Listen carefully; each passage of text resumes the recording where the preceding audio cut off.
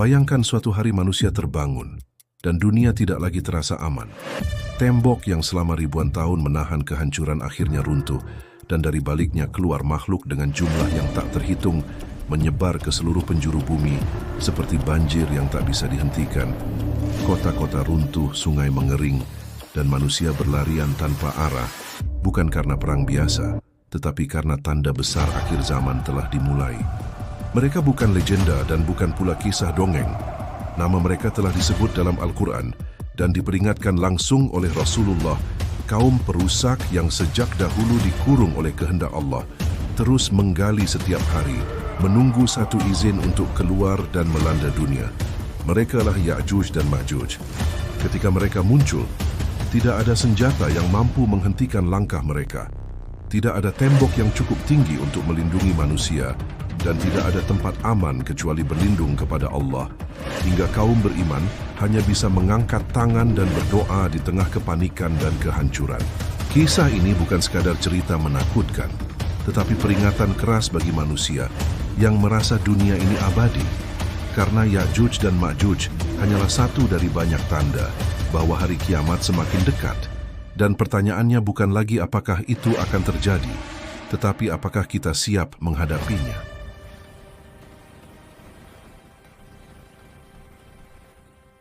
Ya'juj dan Ma'juj bukanlah kisah dongeng atau legenda kuno yang diciptakan untuk menakut-nakuti manusia, melainkan makhluk nyata yang keberadaannya telah ditegaskan langsung oleh Allah dalam Al-Quran dan diperkuat oleh sabda Rasulullah. Mereka adalah kaum perusak yang telah ada sejak zaman dahulu dan kelak akan muncul kembali di akhir zaman sebagai salah satu tanda besar mendekatnya kiamat. Keberadaan mereka bukan sekadar simbol, tetapi realitas yang akan mengguncang peradaban manusia. Dalam Al-Quran Surah Al-Kahfi, Allah menceritakan tentang suatu kaum yang hidup dalam ketakutan karena gangguan dari Ya'juj dan Ma'juj. Kaum ini tidak mampu melawan kebiadaban dan kerusakan yang mereka timbulkan. Hingga akhirnya Allah menghadirkan seorang hambanya yang agung, Zulkarnain, untuk membangun dinding raksasa yang mengurung mereka agar tidak bisa keluar dan merusak bumi. Ya'juj dan Ma'juj digambarkan sebagai bangsa yang sangat banyak jumlahnya, liar, brutal, dan tidak mengenal aturan. Mereka menyebar seperti gelombang, menelan apa saja yang mereka lewati, dan tidak meninggalkan kehidupan di belakang mereka. Bahkan Rasulullah pernah bersabda bahwa dari setiap 1.000 manusia, 999 diantaranya adalah dari golongan Ya'juj dan Ma'juj, sebuah gambaran betapa mengerikannya jumlah mereka. Mereka bukan makhluk gaib seperti jin, tetapi keturunan manusia yang diberi ujian berupa sifat perusak yang sangat ekstrim. Mereka makan apa saja, menghancurkan apa saja, dan membunuh tanpa rasa belas kasihan, seolah-olah hati mereka telah tertutup sepenuhnya dari cahaya hidayah. Dinding yang dibangun oleh Zulkarnain bukanlah tembok biasa, melainkan penghalang kokoh dari besi dan tembaga cair, yang dengan izin Allah mampu menahan kekuatan Ya'juj dan Ma'juj selama ribuan tahun. Mereka terkurung di baliknya, terus berusaha menggali, terus mencoba menembus, namun selalu gagal karena Allah belum mengizinkan mereka keluar. Setiap hari Ya'juj dan Ma'juj menggali dinding tersebut hingga hampir tembus. Namun ketika malam tiba, Allah mengembalikan dinding itu seperti semula. Hingga suatu hari nanti, ketika waktu yang dijanjikan telah datang, mereka akan berkata, "Besok kami akan melanjutkan dengan menyebut nama Allah." Dan saat itulah penghalang tersebut akan runtuh dengan izinnya. Kemunculan Ya'juj dan Ma'juj bukan sekadar bencana fisik, tetapi juga ujian besar bagi keimanan manusia. Karena pada masa itu, dunia telah dipenuhi kezaliman, kesombongan, dan manusia merasa dirinya paling berkuasa, hingga Allah mengingatkan bahwa sebesar apapun teknologi dan kekuatan manusia, semuanya tidak ada artinya ketika kehendaknya telah turun. Inilah awal dari kisah besar yang akan membawa kita memahami bagaimana Ya'juj dan Ma'juj muncul, apa yang mereka lakukan ketika bebas, dan bagaimana akhir mereka menurut Islam, sebuah kisah yang bukan hanya untuk ditakuti, tetapi untuk direnungkan, agar manusia kembali sadar bahwa dunia ini tidak kekal dan hari perhitungan pasti akan datang. Pada masa ketika manusia hidup dalam ketakutan dan bumi dipenuhi kerusakan, Allah mengutus seorang hambanya yang diberi kekuasaan ilmu, dan kebijaksanaan luar biasa. Dialah Zulkarnain, sosok pemimpin adil yang mengelilingi penjuru bumi untuk menegakkan keadilan dan menolong kaum yang tertindas. Hingga suatu hari ia tiba di sebuah wilayah yang penduduknya hidup di antara dua gunung besar dan terus-menerus diserang oleh Ya'juj dan Ma'juj. Kaum tersebut hidup dalam penderitaan yang tak berkesudahan. Harta mereka dirampas, ternak mereka dimusnahkan, dan nyawa mereka dihilangkan tanpa ampun, hingga mereka datang kepada Zulkarnain dengan penuh harap dan ketakutan, memohon agar ia membangun penghalang yang mampu menghentikan kebiadaban Ya'juj dan Ma'juj. Bahkan mereka rela memberikan harta sebagai imbalan, namun Zulkarnain menolak bayaran dan berkata bahwa apa yang Allah berikan kepadanya jauh lebih baik. Dengan izin Allah, Zulkarnain memerintahkan agar besi dikumpulkan sebanyak mungkin, lalu disusun di antara dua gunung hingga celahnya tertutup rapat. Setelah itu besi tersebut dipanaskan hingga membara dan disiram dengan tembaga cair, membentuk tembok raksasa yang sangat kokoh, sebuah penghalang yang tidak mampu dipanjat dan tidak bisa ditembus oleh Ya'juj dan Ma'juj. Ketika tembok itu selesai, Ya'juj dan Ma'juj mendapati jalan mereka tertutup sepenuhnya. Amarah dan keganasan mereka meledak. Mereka mencoba memanjat namun jatuh, mencoba memukul namun tak berbekas, mencoba menggali namun selalu gagal. Dan sejak saat itu mereka terkurung, terisolasi dari dunia manusia.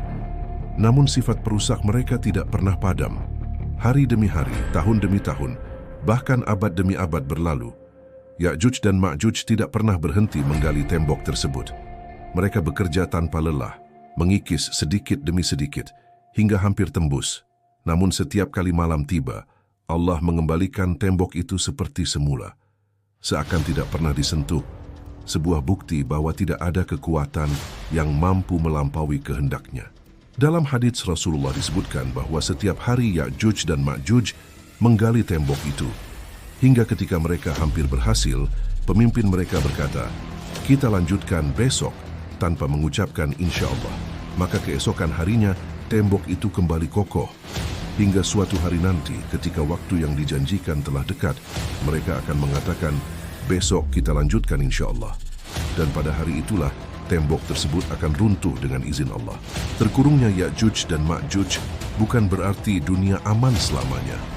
Karena keberadaan mereka menjadi pengingat bahwa kehancuran besar hanya ditunda, bukan dihapus, dan bahwa setiap tanda kiamat akan datang tepat pada waktunya, tidak lebih cepat dan tidak pula lebih lambat. Sementara manusia di luar tembok terus membangun peradaban, menciptakan teknologi, dan merasa dirinya semakin berkuasa, Ya'juj dan Ma'juj tetap menunggu di balik penghalang itu. Jumlah mereka semakin banyak, kekuatan mereka semakin besar, dan kebencian mereka terhadap dunia tidak pernah padam, menunggu satu perintah dari Allah untuk keluar dan melanda bumi, seperti banjir yang tak terbendung.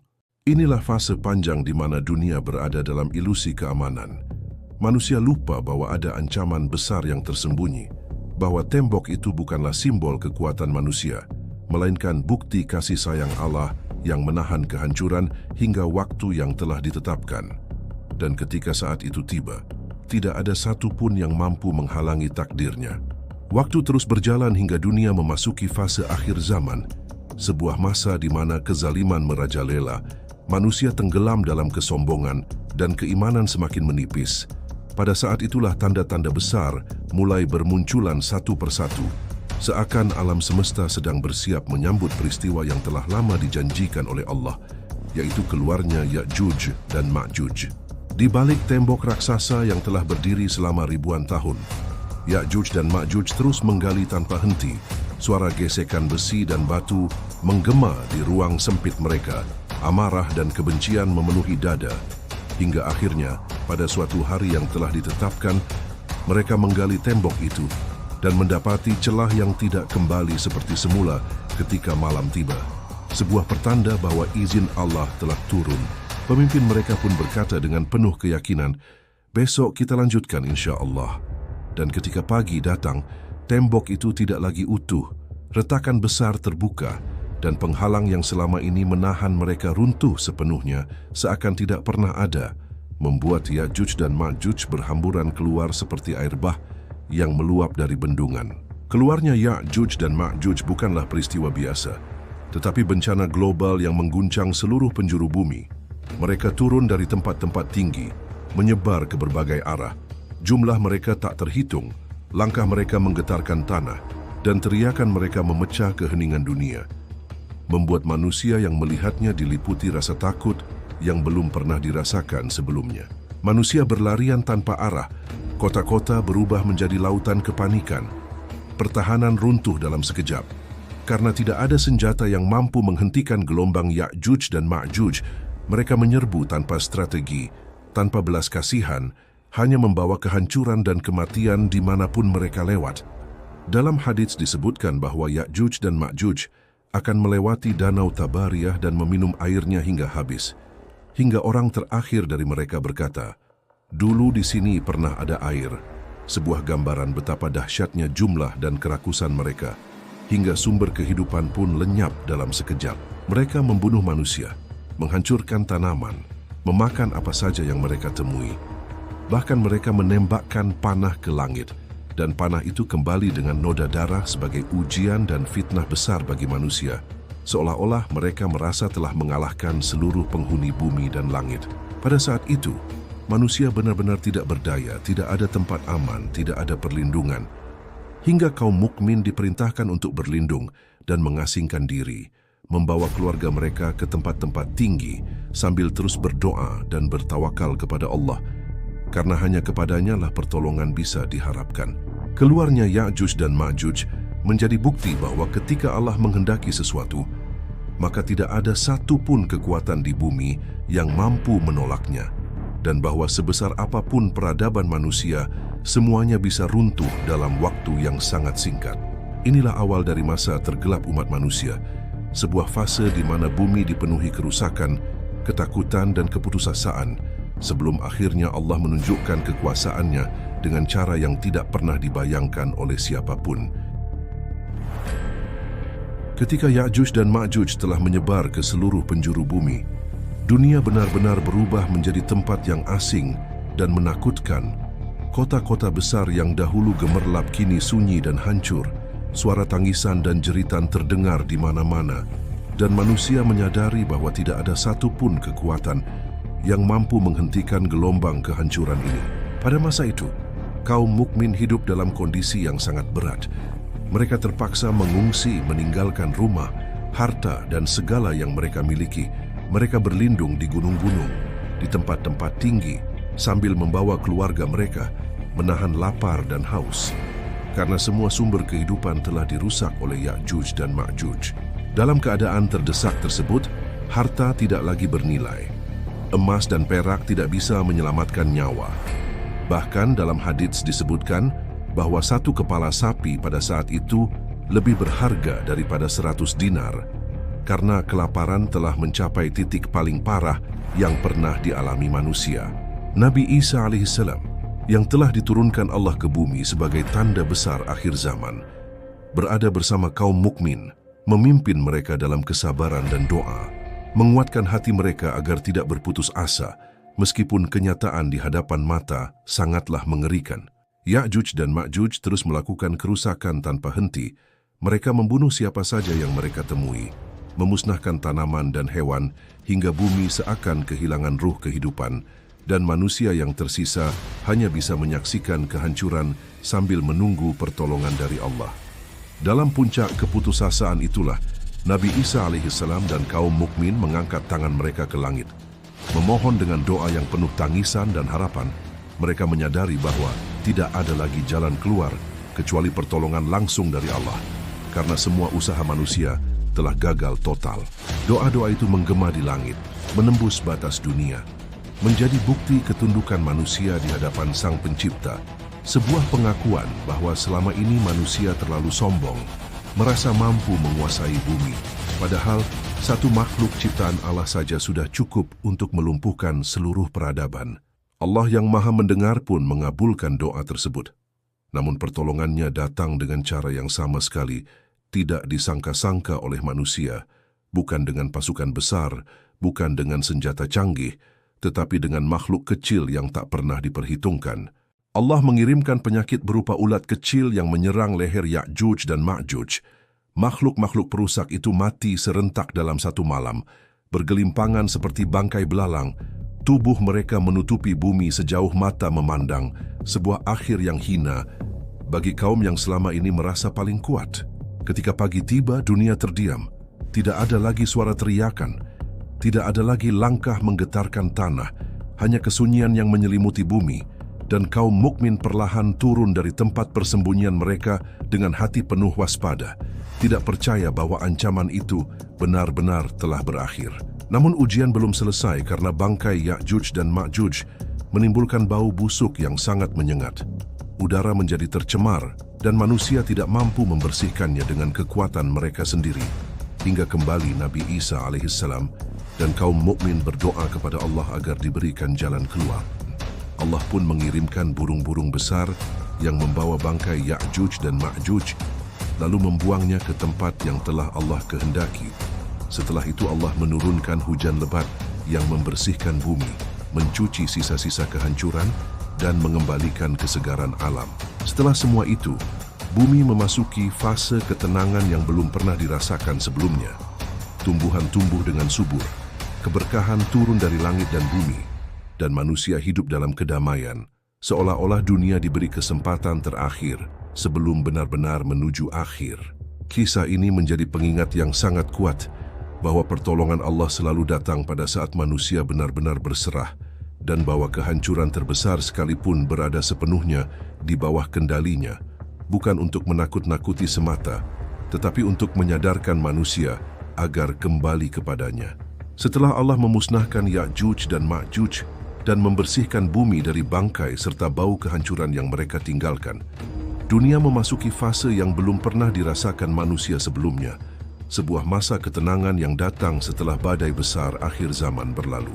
Bumi yang sebelumnya gersang dan rusak mulai kembali hidup, hujan turun dengan keberkahan, tanah mengeluarkan tanaman dengan subur, pepohonan berbuah lebat, dan satu buah delima saja cukup untuk mengenyangkan sekelompok manusia, seolah-olah Allah sedang menunjukkan bagaimana nikmatnya bisa datang dengan mudah ketika kehancuran telah diangkat. Pada masa itu, Nabi Isa alaihissalam memimpin manusia dengan keadilan dan kasih sayang. Tidak ada lagi kezaliman, tidak ada permusuhan, dan hati manusia dipenuhi ketenangan karena mereka telah menyaksikan langsung bagaimana dunia bisa hancur dalam sekejap ketika Allah menghendakinya. Hewan-hewan hidup berdampingan tanpa saling memangsa. Anak kecil bermain dengan binatang buas tanpa rasa takut, dan bumi dipenuhi rasa aman. Seakan-akan fitrah awal penciptaan kembali dikembalikan oleh Allah sebagai rahmat terakhir bagi manusia. Tidak ada lagi perang besar, tidak ada lagi pertumpahan darah, dan manusia hidup dalam persaudaraan karena kesombongan telah runtuh bersama kehancuran Ya'juj dan Ma'juj, dan manusia menyadari bahwa kekuatan sejati hanyalah milik Allah semata.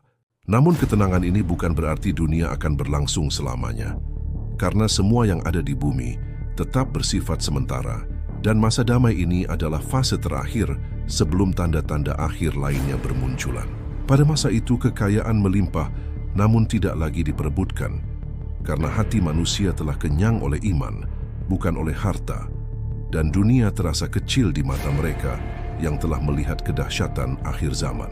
Manusia hidup lebih lama, umur diberkahi, dan hubungan antar sesama dipenuhi kejujuran, karena pengalaman menghadapi Ya'juj dan Ma'juj telah meninggalkan luka dan pelajaran mendalam yang tidak akan pernah dilupakan.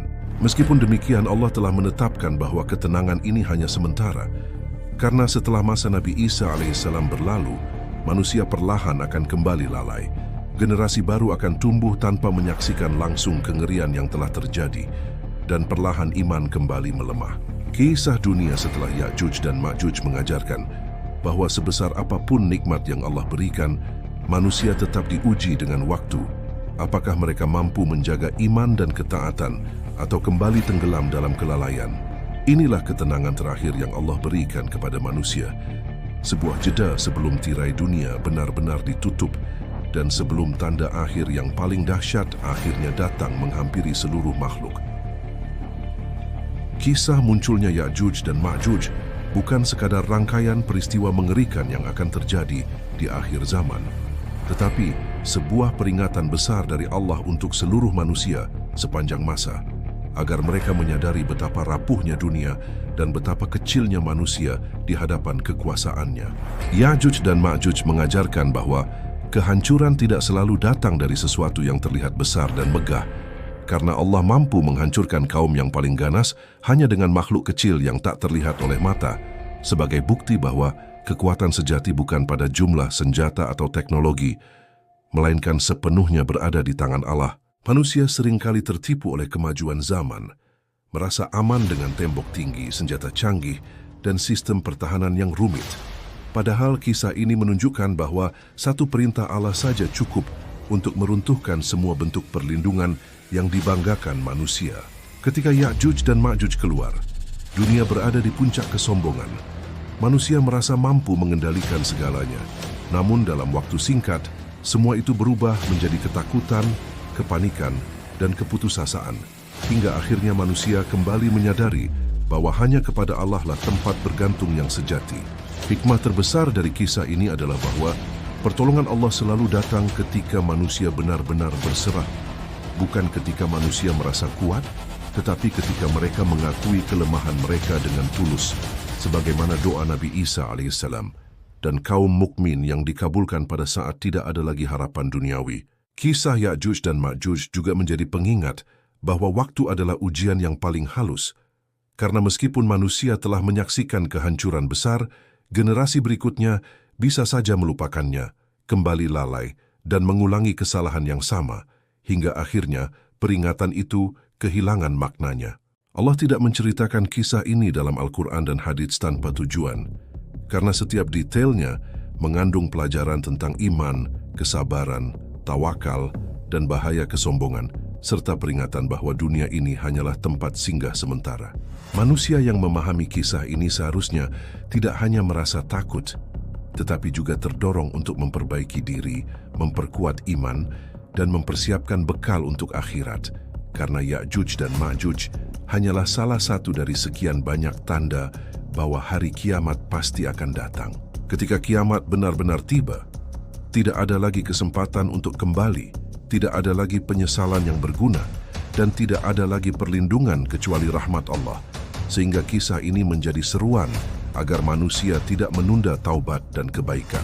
Kisah munculnya Ya'juj dan Ma'juj adalah cermin bagi manusia, bahwa sebesar apapun kerusakan yang terjadi di bumi hari ini, semuanya adalah bagian dari rangkaian peringatan menuju akhir, dan bahwa Allah Maha Adil dalam setiap ketetapannya.